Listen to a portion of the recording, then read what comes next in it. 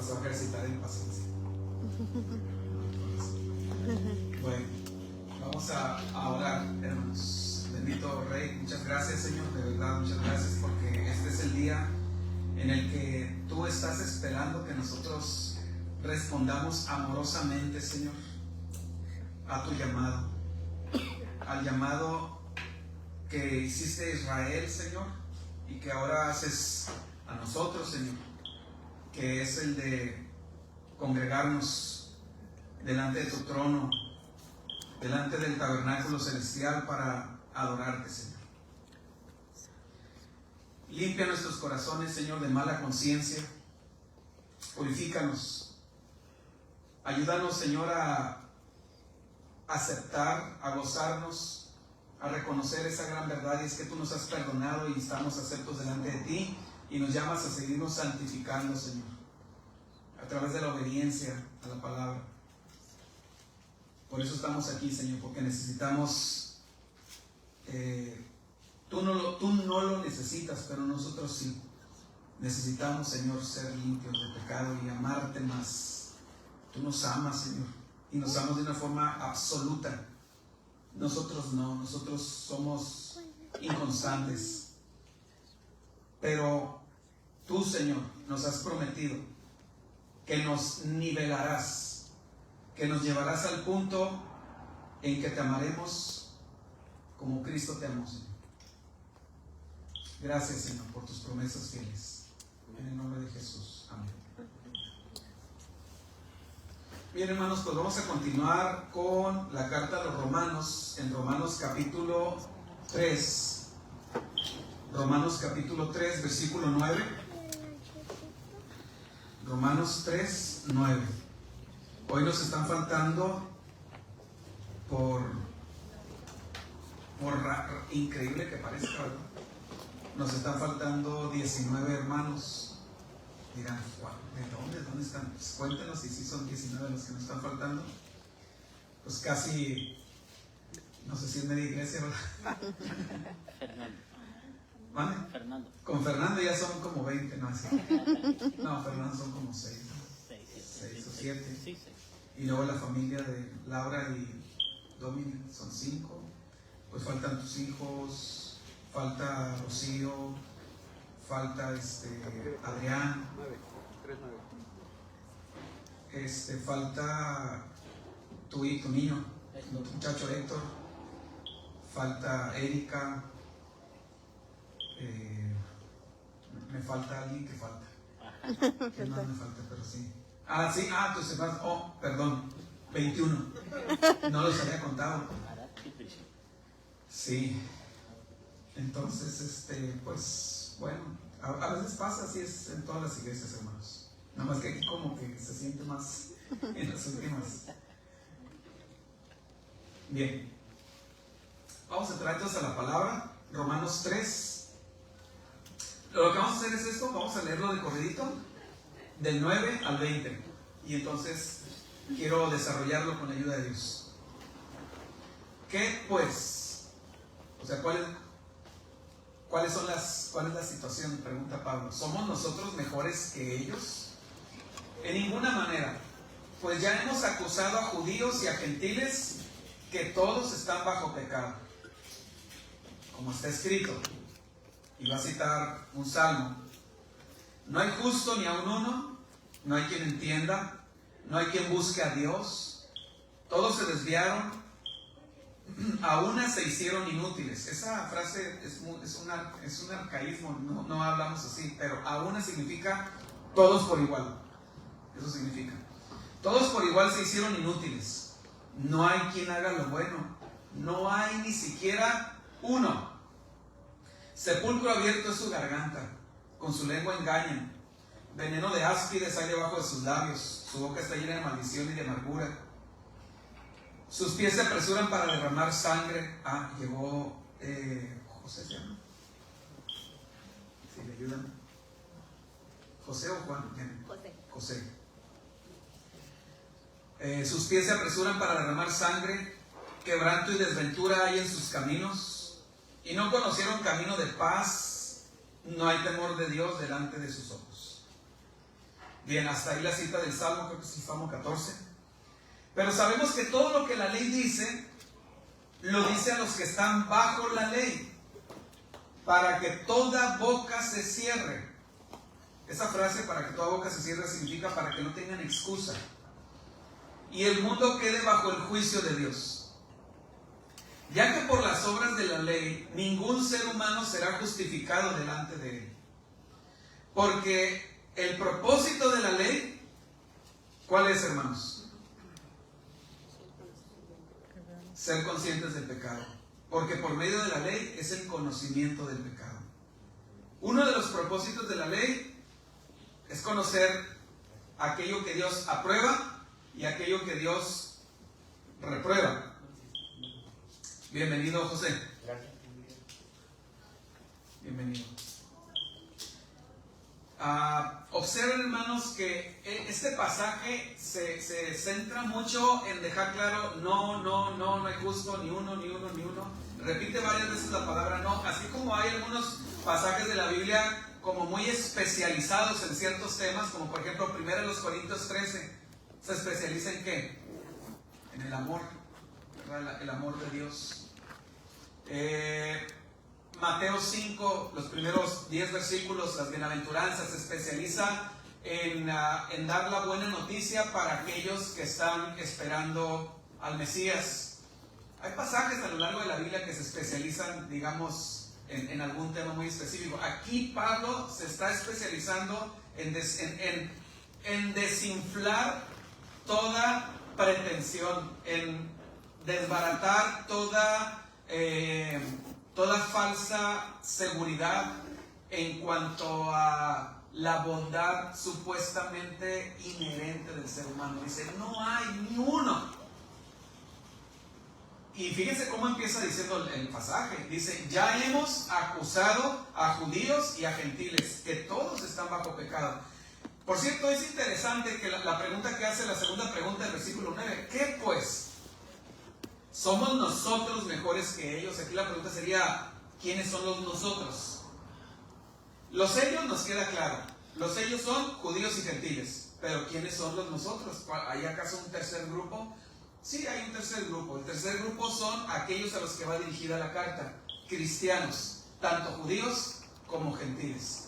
Pero que ahora en Cristo, como dice Efesios 2, de los dos, judíos y gentiles, hizo de los dos un solo y nuevo hombre, una nueva creación, una nueva generación, una nueva raza. La raza de aquellos redimidos por gracia, perdonados de su pecado.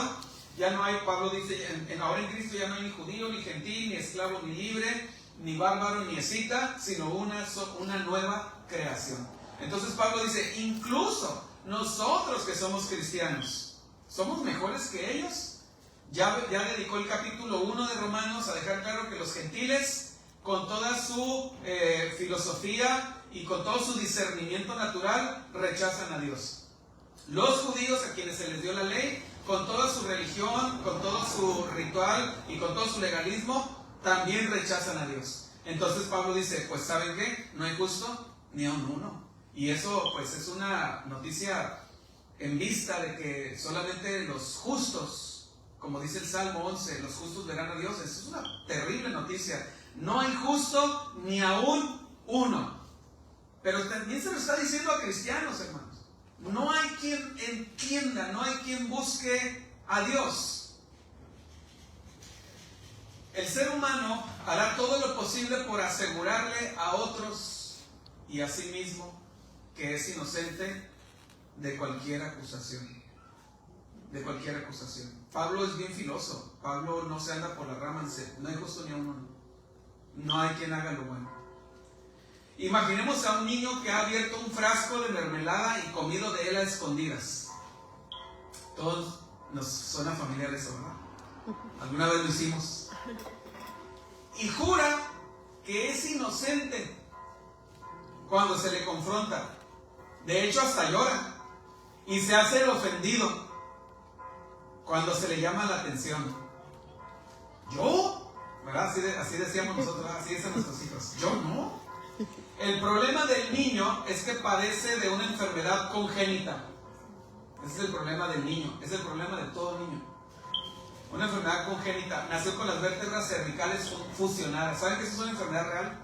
No sé cómo se llama, pero hay unas personas, creo que tenemos 7, 8 vértebras aquí, cervicales, ¿verdad? Con las que flexionamos. Y a veces algunas personas nacen con la vértebra 3 y la 4 fusionada. Pero este niño del que estoy hablando, que somos todos nosotros, tenemos todas las vértebras fusionadas. Lo cual no le permite a este niño flexionar el cuello y agachar la cabeza para ver hacia abajo. Si pudiera flexionar el cuello y ver hacia abajo, vería la gran mancha roja de mermelada en su playera que les notifica a todos que es culpable. ¿Verdad? Él dice, no, eres culpable. No. Así, con el cuello bien derechito. No soy culpable, pero aquí está la mancha. No, tú ganaste la mermelada. No. El ser humano tiene una gran enfermedad congénita, hermanos, que nos incapacita. Tenemos una gran enfermedad congénita que viene desde Adán y Eva. Por cierto, alguien me mandó esta pregunta: ¿por qué yo soy culpable de pecado si el que pecó es Adán? ¿Alguien se le ha ocurrido esa pregunta alguna vez? Es una pregunta más o menos recurrente. Voy a abrir un pequeño paréntesis, pero de todas maneras viene al tema, porque todos venimos, es una enfermedad hereditaria, el cuello fusionado, que no lo podemos doblar. ¿Por qué yo soy culpable? ¿Por qué se me inculpa de pecado a mí si el que pecó es Adán? Bueno, se han propuesto 2 o 3 respuestas a esto. No las recuerdo todas, pero recuerdo una que yo creo que la recuerdo porque creo que es la correcta. Y es que, por ejemplo, hay un pasaje, de hecho en Romanos 9 aparece este pasaje y este planteamiento, que Abraham paga los diezmos a Melquisedec. En Israel, acuérdense que había 12 tribus. ¿A cuál tribu se le pagaban los diezmos? Levitas. A la tribu de Leví, ¿verdad? Pero Abraham dice, pues hasta Leví pagó los diezmos a Melquisedec, para establecer que Jesús es superior, porque Melquisedec es un tipo de Cristo. Es un tipo de Cristo. Y entonces Jesús es superior a todas las tribus de Israel.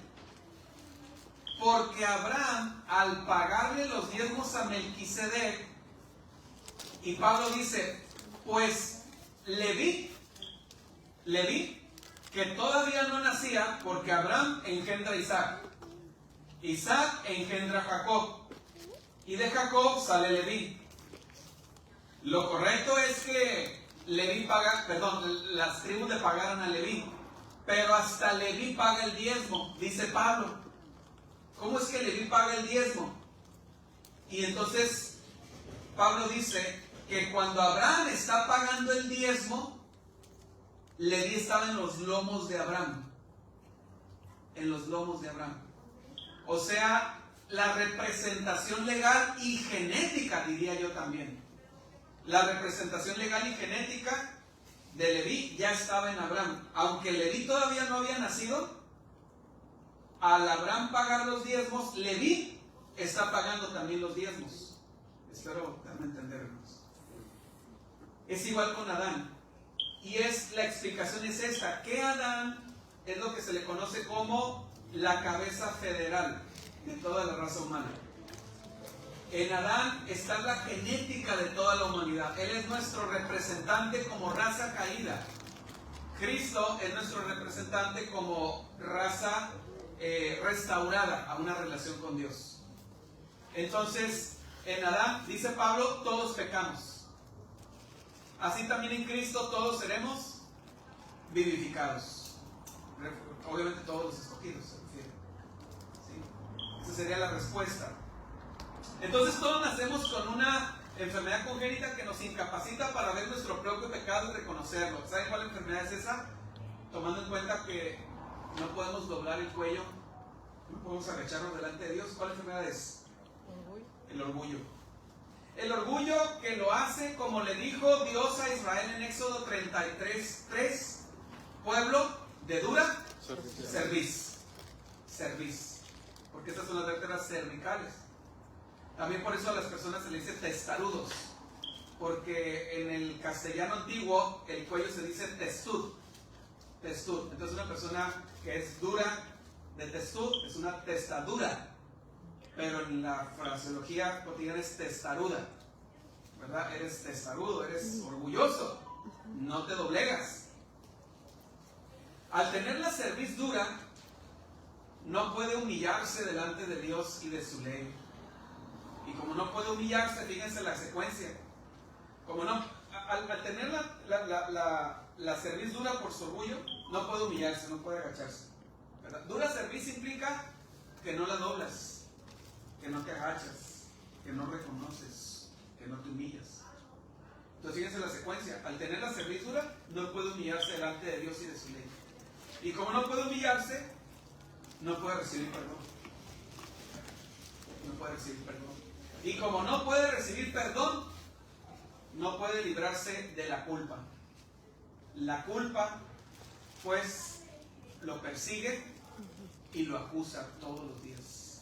Saben que la culpa es un problema muy grande que el ser humano padece y trata de llenar la culpa con placebos, con distractores de todo tipo, música, drogas, sexualidad desenfrenada, amistades, viajes, ropa, lo que sea.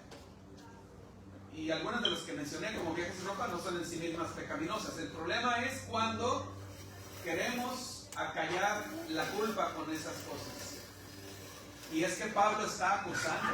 De hecho, Pablo dice, ya hemos acusado a judíos y a gentiles, que todos están bajo pecado. Creo que Miguel Núñez es el que decía que si el ser humano pudiera ser consciente plenamente de su pecado, de lo grave de su pecado, la magnitud de su pecado y la condenación que viene detrás con ese pecado, se volvería loco.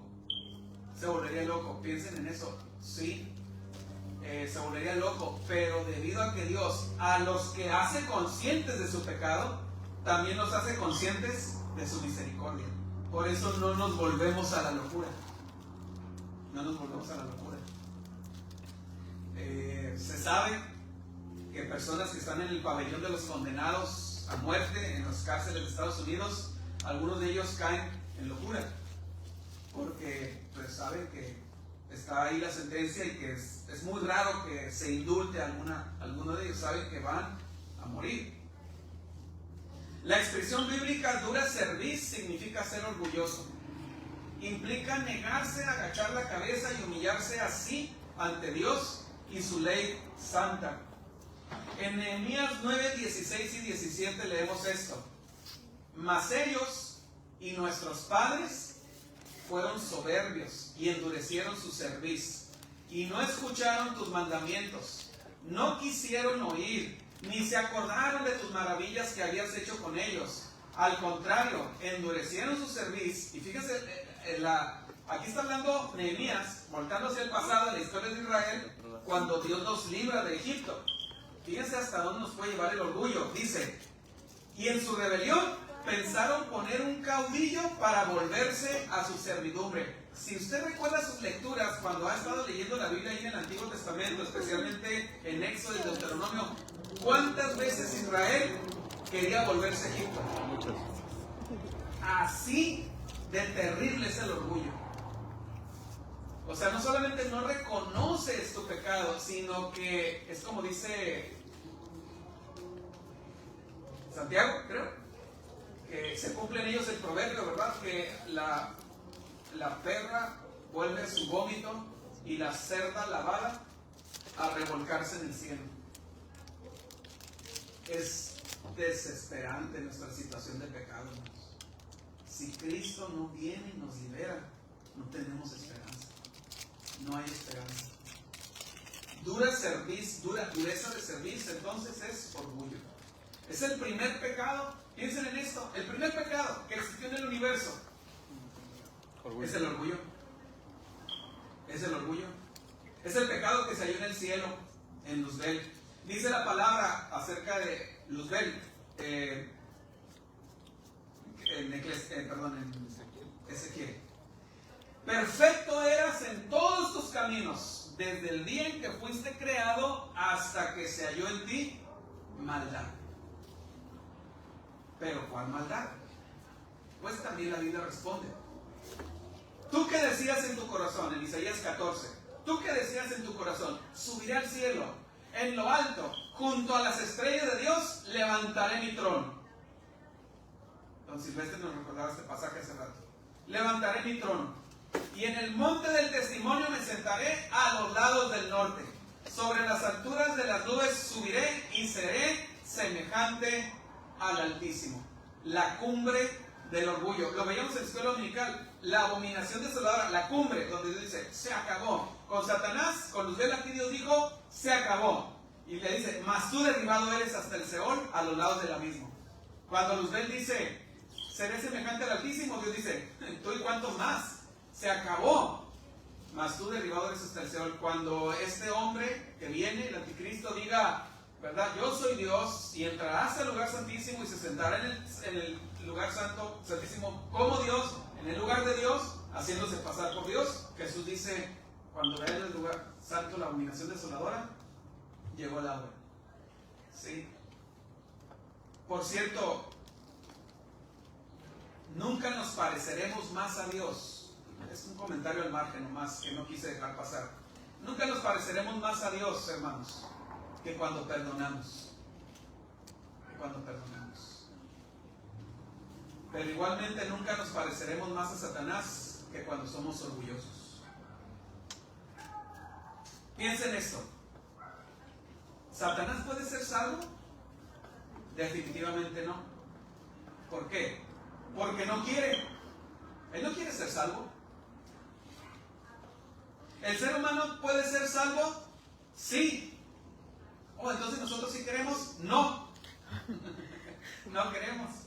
¿Satanás puede ser salvo? No. ¿Por qué? Porque no quiere.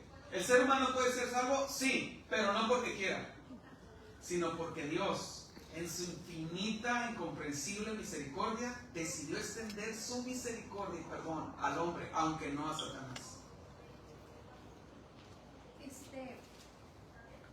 No, escuché también que Satanás no podía ser salvo porque pecó en la eternidad. Y por eso Dios nos saca del Edén. Porque si seguíamos pecando, íbamos a pecar también en la eternidad. ¿Qué tan cierto es? No creo que va por ahí, porque ya en el Edén no era la eternidad. El Edén ya no era la dimensión eterna. Ya no era.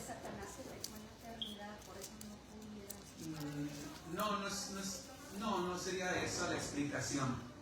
Más bien es porque él no quiere. O sea, él está. Algunos hacen la pregunta, porque sabemos que Satanás conoce las escrituras. El diablo también cree y tiembla, ¿verdad? Dice, pero si Satanás ha leído Apocalipsis. Hermano, nomás una pregunta. ¿No será porque como era un ángel celestial, en este caso era así, en este caso Dios con ellos tiene una diferente forma de ver? Es decir, si me desobedeces, porque están hechos para obedecer, entonces eres destruido en este sentido. Sí. Me refiero más a esto como decir, Satanás pudiera ser salvo, pero no quiere. Sí. Yo creo que no es porque no quiere, yo creo que es porque Dios definitivamente le dijo, tú estás fuera. No sé, y yo pienso, no digo que es así ni nada, hermano.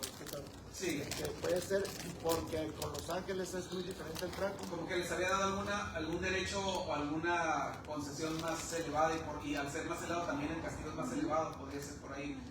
Porque son, digamos, seres celestiales. Sí, no creo que esa sea tampoco la explicación, porque al ser humano, de hecho, la Biblia dice que al ser humano lo hizo poco menor que los ángeles. Poco menor, pero no muy menor. O sea, estamos casi a nivel, e incluso en ciertas cosas el hombre es superior a los ángeles, porque la Biblia dice que incluso los ángeles anhelan conocer cosas del Evangelio que el ser humano sí puede participar y los ángeles no, ¿verdad? Y al ser humano se le dio por cabeza de la creación. También se le dio un punto muy elevado, ¿verdad? David. Sí, lo que dice el hermano es lo que quería comentar, que básicamente la explicación que algunos dan de por qué Dios fue tan severo con Satanás es que al él estar más cerca de Dios, en el trono, en eso, él tenía como más revelación y por lo tanto su desobediencia fue más grave. Pero esa línea de interpretación, aunque pueda sonar lógica, no es la correcta por una simple y sencilla razón, que Cristo dice que, ya ves el versículo cuando dice que Dios no le mandó un salvador a los ángeles. La idea ahí es que si Dios les hubiera mandado un salvador a los ángeles, muchos de los ángeles caídos hubieran podido ser salvos. En otras palabras, el que permanezcan no salvos no es por un juicio severo superior a Dios, simplemente porque Dios decidió no tener misericordia con ellos. Y tenemos que recordar que la misericordia al final es un regalo que Dios da y Él discrimina cómo quiere darlo, ¿no? Ajá, así es. Entonces, vamos a suponer el escenario hipotético en donde Dios sí hubiera querido que algunos de los ángeles caídos fueran salvos, las cosas funcionarían exactamente igual que funcionan con los seres humanos. Igual. Entonces, ¿por qué Satanás no cree o por qué él no es salvo? Por la misma exacta razón que el resto de los humanos no. Así es. Porque en su corazón es su dureza, odia a Dios, ama su pecado, funciona exactamente igual. O sea, lo único superior de los ángeles a nosotros es que, ya sabes, estaban en el cielo, son seres puramente espirituales, así que no convivieron con esta realidad espiritual, pero son prácticamente iguales a nosotros en lo demás. Son seres conscientes, tienen voluntad, tienen son criaturas igual que nosotros. son falibles, tienen ideas, o sea, etcétera, etcétera. Sí. Julio, ¿quieres decirlo?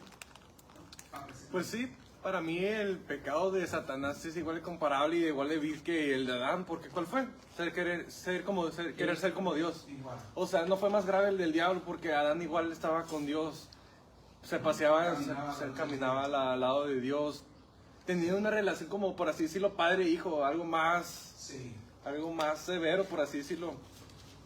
Sí, yo creo que los ángeles no tienen salvación por el simple hecho de que Dios no quiso extender su misericordia. Así es. No quiso. O sea, ellos no quieren. Como nosotros tampoco queremos. Lo acabamos de leer. No hay quien busque a Dios, no hay quien quiera. Pero Dios en sus insondables designios, Él dice a Satanás, no le voy a dar salvación. A la creación angelical. A la creación angelical. Así es. Porque ya ve que cuando viene nuestro Señor Jesucristo, lo primero que lo reconocen que es el Hijo de Dios son los mismos demonios. Sí, lo reconocen. Porque lo conocían en el cielo. Exactamente. Reconocían al Verbo preencarnado. Así es. Sí. Entonces, ahí a mí y estoy muy de acuerdo con lo que dijo David, de que es la misericordia de Dios al final, ¿no? Sí. Pero yo siento que por la cercanía que esos seres celestiales tenían, el juicio de ellos era inmediato, ¿no? Bueno, eso sí podríamos argumentarlo, ¿verdad? Exactamente. Ajá, sí, porque ellos estaban viendo a Dios de una forma muy, muy real, ¿verdad? Digamos que ahí ellos tenían esa ventaja sobre nosotros en que nosotros vivimos por fe. Pero ellos no, los ángeles no tienen fe en el cielo, ellos no necesitan la fe, porque la fe es la certeza de lo que se espera, la convicción de lo que no se ve, pero los ángeles sí ven. ¿Sí? Bueno, pero Víctor. el juicio contra Adán y Eva también fue inmediato. Sí. Es más, o sea, con los ángeles más o menos les dio como el mismo lapso de tiempo que nos dio a nosotros, en donde, por ejemplo, a Satanás se revela, y Dios sabía que se revela, pero aún así todavía le da chance de ir y conseguir un tercio de los ángeles para rebelarse contra Dios. Sí. Entonces Adán se revela, comen el fruto, pero todavía les da ese lapsito pequeño de tiempo en donde les pregunta, ¿qué pasó? Sí. Les deja que vayan y se cubran con hojas. O sea, Sí. el juicio fue igual de inmediato, conclusivo con la humanidad que con los ángeles. Severo. Simplemente se ve más catastrófico porque asociamos la existencia angelical como un estado más alto de ser. Y ya sabes, no los vemos, entonces como mucho misterio. Sí. Pero al final aplican las mismas leyes, ¿entiendes? Sí. La moralidad de Dios es la misma para todas sus criaturas. Víctor. Sí, pues estoy de acuerdo con los comentarios que se han dicho en cuanto El pecado de Luzbel, o como se llamara, pues fue eso, ¿no? De ser igual a Dios. Y eso es lo mismo que trató de inyectar en la raza humana, al tratar de decirle, oh, no, serán como Dios, ¿verdad? Entonces eso sería lo mismo.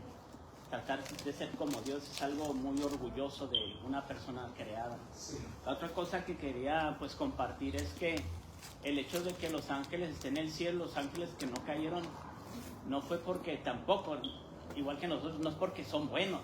Nadie es bueno, ni siquiera los ángeles. El hecho de que están en el cielo, en la presencia de Dios, es porque son escogidos de Dios. Así es. Desde, no sé, desde la eternidad pasada también. O sea que es el mismo plan de acción de Dios para con los ángeles y también para el ser humano. O sea, los ángeles están en la presencia de Dios porque fueron escogidos por Dios. Y de alguna forma están en la presencia de Dios porque están protegidos por Dios. Sí. De la misma forma vamos a estar nosotros en la presencia de Dios porque estaremos protegidos por Dios. Sí. Y no por ahí no que haya algo inerte, ¿sí? Innato, Ajá, sí. de dentro de la criatura. La criatura con el tiempo, aunque fue creada en perfección como Satanás y como el ser humano que fue creado recto y bueno en gran manera, por el hecho de ser criatura y no ser Dios, con el tiempo era de esperarse de que no iba a permanecer en esa perfección eternamente. Y tampoco el hombre no iba a mantenerse bueno en gran manera por siempre, porque es criatura. Y una criatura tiende a cambiar no a ser mejor, sino a ser en decadencia, ¿verdad? Sí. Es como el ejemplo que se dice, el Señor, por ejemplo, crea una fruta hermosa, una naranja hermosa, pero con el tiempo esa fruta hermosa va a pasar a ser menos, ¿verdad? Va a descomponerse, tiene cambio, pues, madura, crece y envejece. Igual con cualquier cosa creada, Dios es el único que no cambia. Dios es bueno para siempre, por la eternidad. Dios es perfecto para siempre, por toda la eternidad. Entonces, cuando Dios crea a Luzbel perfecto, tiene que haber un tiempo en que Él iba a tener que pasar eso. Porque Él no es Dios, y tampoco el ser humano es Dios. Aunque haya sido creado bueno en gran manera y recto, ¿verdad? Y todo eso no es sorpresa para Dios. Está en el plan de Dios haberlos creado así. O sea, Dios no puede crear a otro Dios. Dios crea pues a criaturas que tienden con el tiempo a descomponerse. Sí, así es. Bien, continuamos con la crónica. Ya siempre se aprovechan.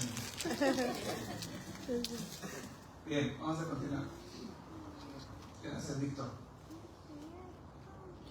Entonces, el pecado que se encuentra en el cielo es el orgullo. Este pecado se replica, ya lo dijeron ustedes en 2 ocasiones, en la tierra, en el Edén, cuando Dios le dice a Eva, seréis como Dios. ¿Saben qué se encuentra en el fondo siempre de las intenciones de nuestro pecado? Un deseo de autonomía, un deseo muy profundo de autonomía. Paul Washer hace una ilustración.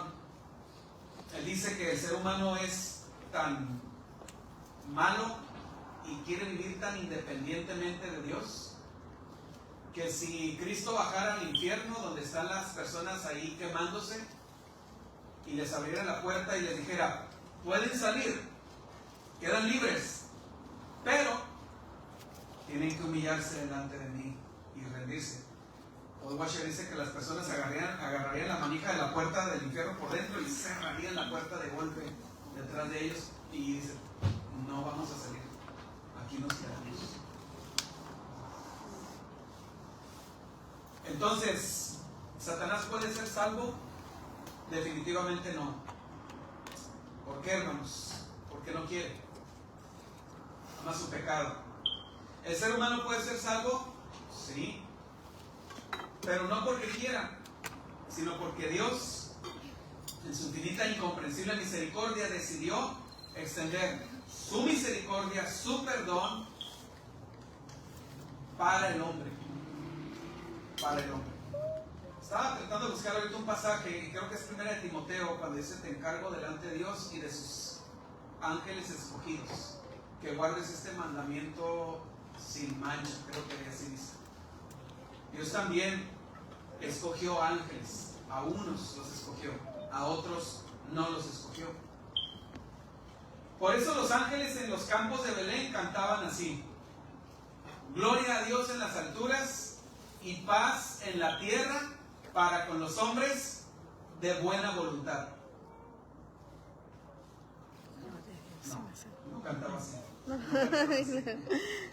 Esa es la versión del Canal de las Estrellas, ¿verdad? De las Navidades del Canal de las Estrellas. Paz para con los hombres de buena voluntad. No, hermanos, porque el hombre no tiene buena voluntad hacia Dios.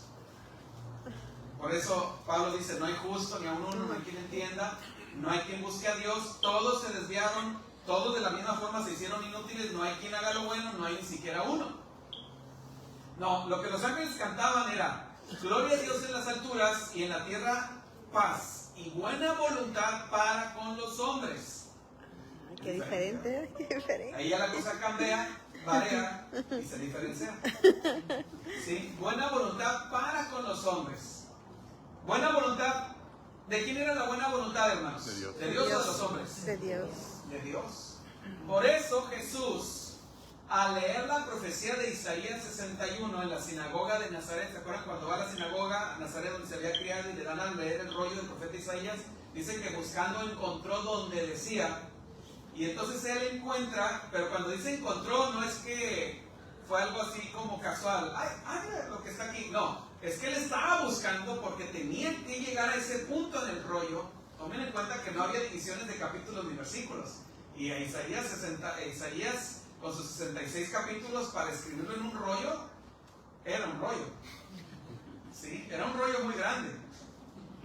Y entonces había que empezar a pasar el rollo de un lado hacia el otro, y Jesús está ahí buscando hasta que encuentra lo que él tenía que leer ese día. El Espíritu de Jehová el Señor está sobre mí, porque me ungió Jehová. Me ungió. En hebreo, Mashach. Por eso Jesús es el Mashiach, el ungido, el elegido, el escogido para un propósito. Me ungió Jehová. Me ha enviado a predicar buenas nuevas a los abatidos, a vendar a los quebrantados de corazón, a publicar libertad a los cautivos y a los presos apertura de la cárcel, a proclamar el año de la buena voluntad de Jehová. El año, ya llegó el momento. Por eso es que los ángeles cantan: gloria a Dios en las alturas y en la tierra paz y buena voluntad. O sea, ya les llegó la buena voluntad de Dios. ¡Qué hermoso! ¿A quiénes, hermanos? A todos nosotros. Fíjense cómo estábamos, hermanos. ¿Cómo estábamos? Abatidos. Es difícil. Como dice Marcos Vidal por ahí en una de sus canciones, ¿verdad? ¿Quién irá? ¿Quién irá a hablarles del Evangelio, a hablarles de una nueva vida en Jesús cuando están llenos de vida, de fuerza y de salud, ¿verdad? Es difícil. Es difícil hablarle a una persona que necesita a Cristo cuando la tarjeta de crédito está llena, tiene la mejor casa, el mejor carro, todo. Es difícil. Es difícil. Es difícil hablarle a una persona que está hundido en la miseria cuando tiene un doctorado, un posgrado. Es difícil. Es difícil. Cuando todas sus situaciones, su entorno material está solucionado, su entorno social está solucionado. Es difícil. El ser humano piensa que no necesita a Dios. Solamente piensa que necesita su dinero, sus relaciones, su posición y una buena, mientras no le falle la salud. Pero no, el ser humano no se da cuenta. Hermano, yo estaba leyendo eso, estaba meditando y decía, es que de verdad así estábamos. E incluso ocasionalmente así volvemos a estar. Porque dice el Salmo que Él es el que rescata del hoyo en nuestra vida. Aún como hijos de Dios, piensen en Pedro. ¿Cómo se sintió Pedro cuando negó a Jesús? La persona más miserable del mundo. ¿Verdad? O O sea, este pasaje no nomás aplica cuando estábamos antes sin Cristo. Todavía a veces en Cristo podemos estar abatidos, quebrantados de corazón. A veces todavía volvemos a cautivarnos, nosotros corremos hacia el pecado y nos metemos en la jaula a la que nos sacaron y cerramos la puerta y queremos estar ahí adentro todavía.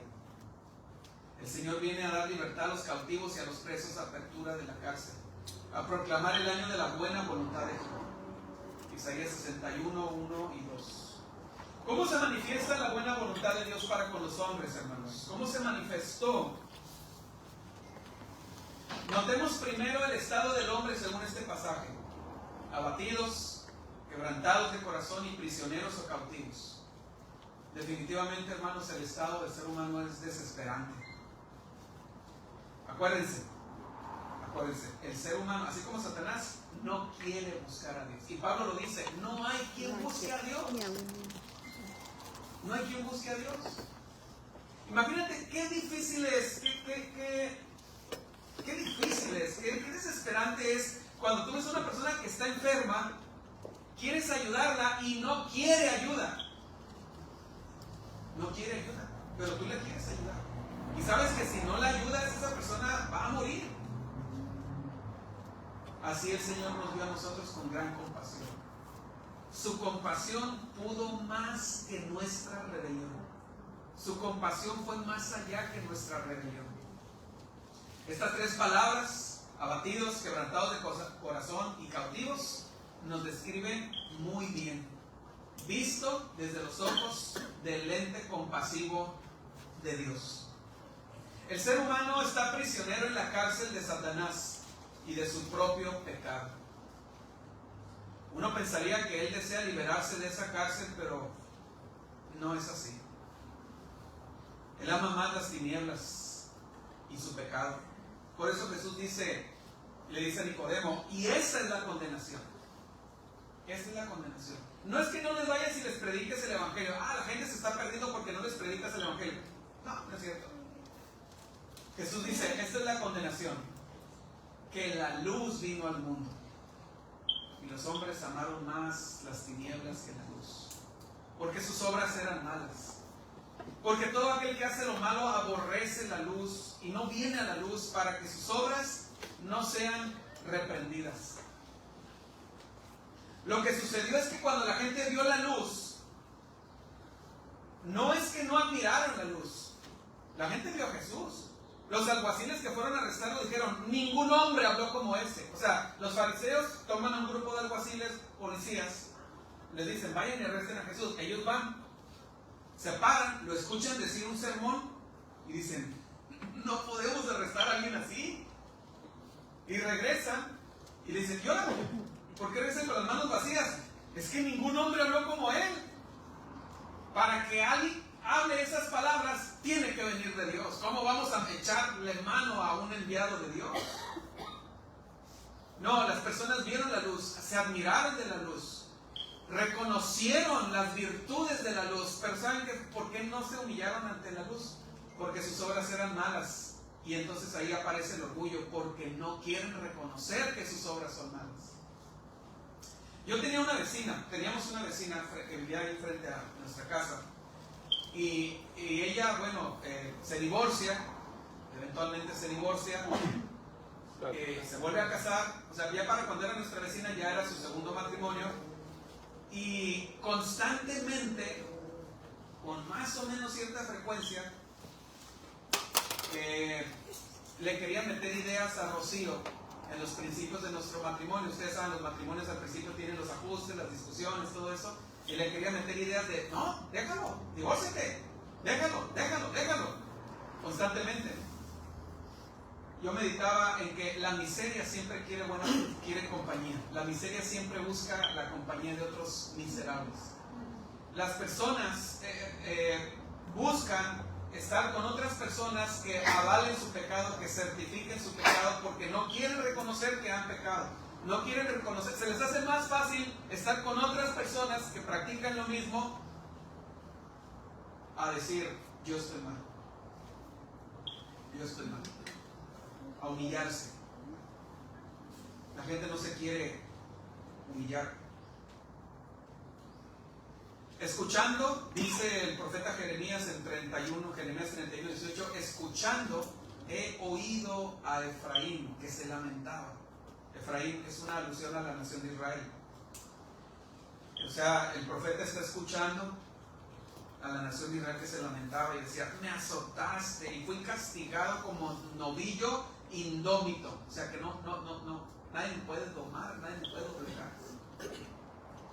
Conviérteme, Israel clamaba. O sea, parece una contradicción, ¿verdad? Porque Jeremías está diciendo que Israel no se puede doblegar, pero luego Jeremías dice que escuchaba el clamor de Israel.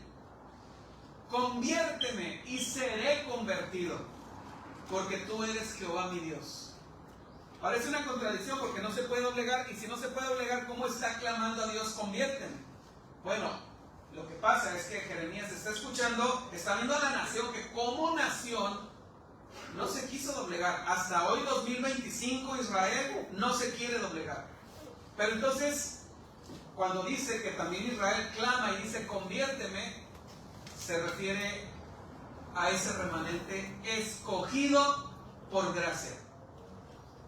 Si usted se acuerda, hermano, de la oración de Daniel, cuando Daniel está en el cautiverio y Daniel ve la profecía de Jeremías que las cautividades iban a durar 70 años y dice, pues ya se cumplieron los 70 años, y empieza a hacer una oración Daniel de confesión.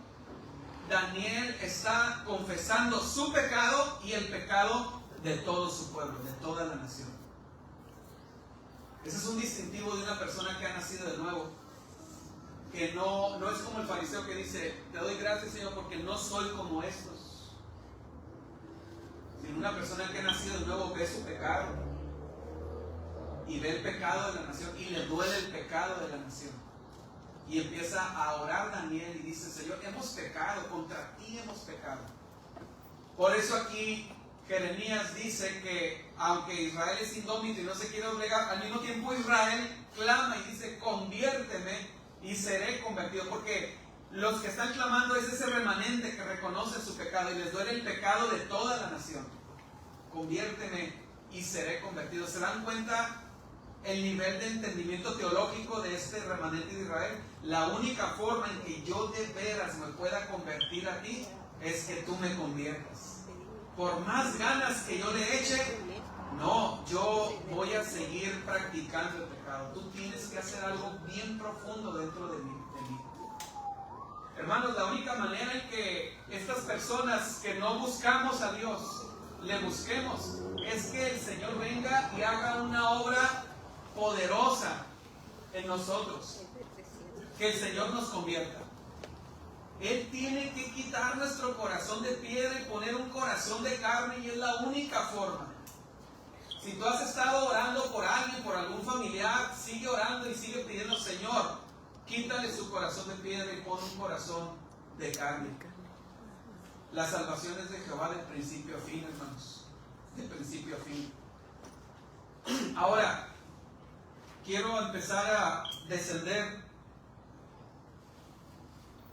ya dirigiéndome al final de esta enseñanza, de este sermón. Quiero que ustedes observen lo que Pablo subraya ahí en Romanos. Eso está muy fuerte en la mente de Pablo, muy fuerte en la mente de Pablo. Aparece constantemente a lo largo de toda la carta a los romanos, y es la doctrina de la justicia de Dios, la justicia de Cristo. También aparece con algunas palabras derivadas como justificación o justos. Justicia, justificación, justos. Fíjense lo que Pablo dice en Romanos 9:10.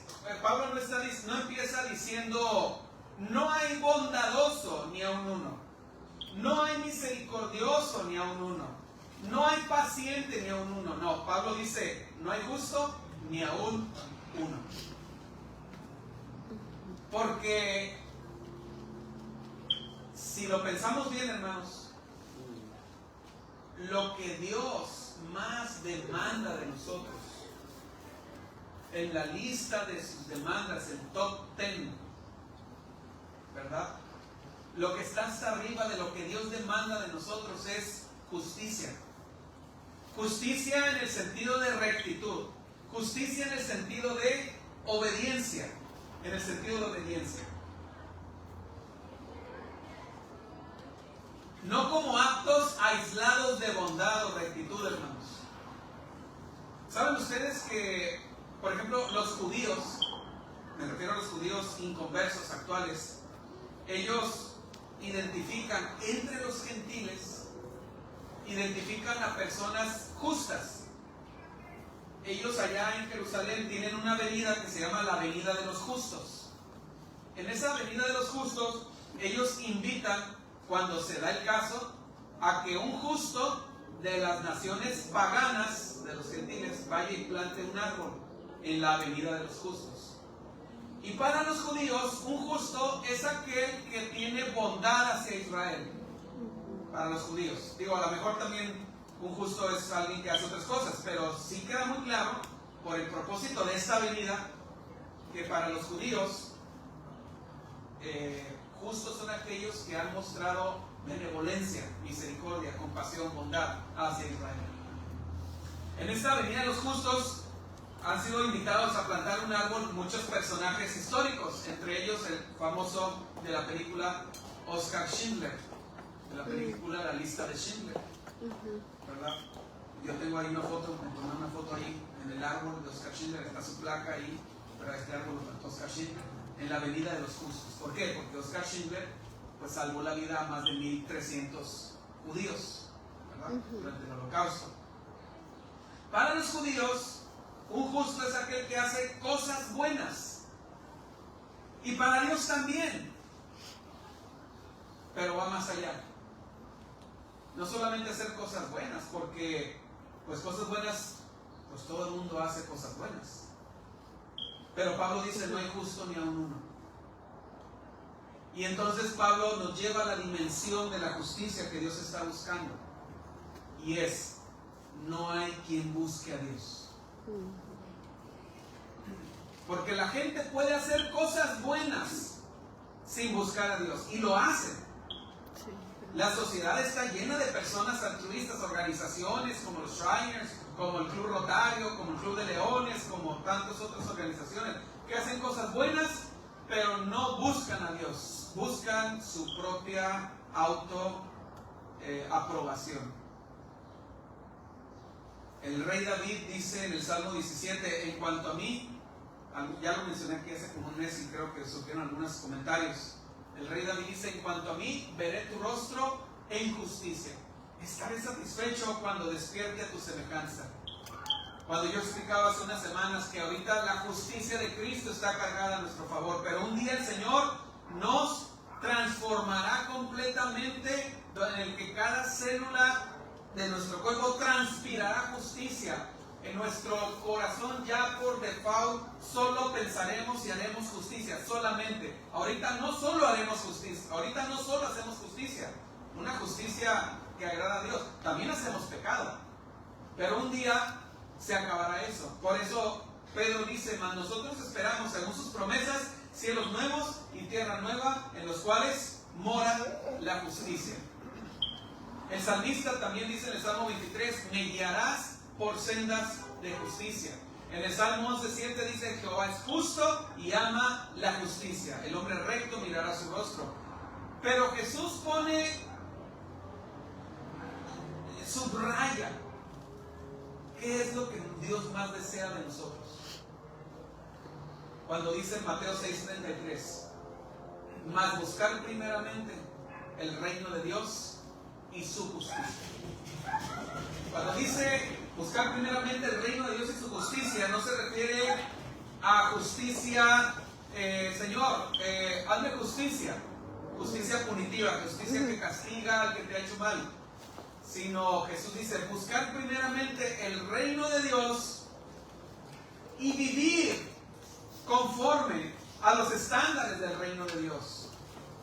Y hermanos, ¿cómo se vive en el reino de Dios? ¿Cómo se vive en el cielo? Jesús dice en el Padre Nuestro, hágase tu voluntad como se hace en el cielo, que así también se haga en la tierra. Hermanos, allá ahorita en el cielo de Dios y los ángeles, ¿qué es lo único que se practica en el cielo de Dios? La justicia. La justicia. Pero una justicia que sale del corazón. Los ángeles cantan y alaban a Dios con todo su corazón, sin ninguna distracción. Nosotros a veces estamos aquí cantando y tenemos que luchar.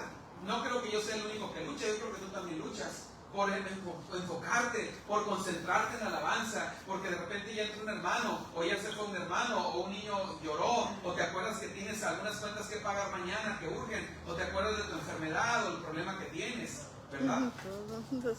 O a lo mejor te sientes indigno porque esa mañana pecaste de una forma muy flagrante y grotesca y dices, ¿cómo puedo yo ahorita estar alabando a Dios? Pero en el cielo, los ángeles, no hay ninguna sombra, ninguna mota de polvo de pecado que los distraiga, y ellos están alabando a Dios con un corazón lleno de justicia.